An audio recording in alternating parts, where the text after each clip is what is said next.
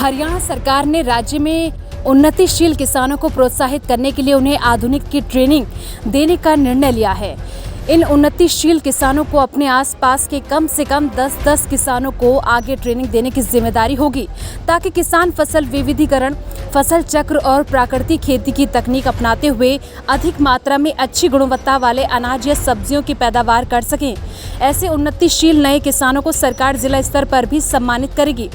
मुख्यमंत्री मनोहर लाल ने पंचकुला में राज्य भर से आए उन्नतिशील किसानों के साथ संवाद करते हुए उन्हें खेती के नए तरीकों पर फोकस करने के लिए प्रेरित किया।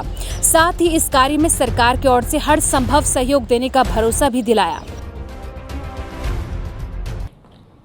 आज हमको क्वांटिटी की बजाय क्वालिटी चाहिए, और अगर क्वालिटी लेनी है और उसमें यदि लगा के कह रहा हूं कि किसी चीज की क्वांटिटी कम भी हो जाए और क्वालिटी बढ़िया हो जाए तो आपको आर्थिक नुकसान नहीं होगा, लाभ ही होगा, निश्चित रूप से लाभ होगा।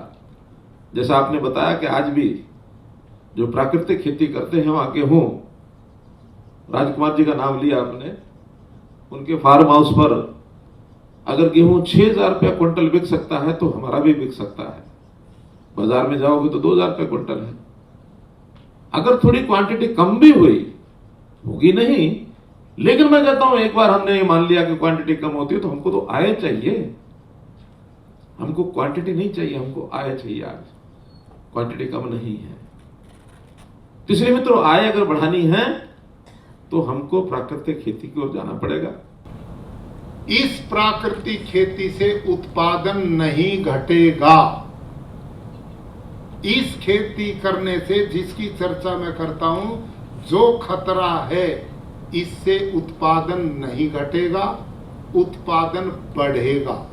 हर एक शहर में एक दिन निश्चित कर दिया, मंडी में जगह बता दी, जो किसान प्राकृतिक खेती करते हैं अपना उत्पादन वहां लेके आते हैं, शहर में प्रचार हो जाता है, वो 1.5 गुना कीमत पर बेच करके अपने सामान को एक ही दिन में वापस चले जाते हैं।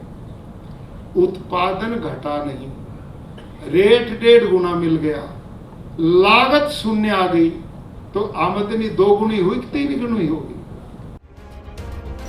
गुजरात के राज्यपाल आचार्य देवव्रत की मौजूदगी में मुख्यमंत्री ने किसानों से कहा कि प्राकृतिक खेती को अपनाना आज समय की मांग है।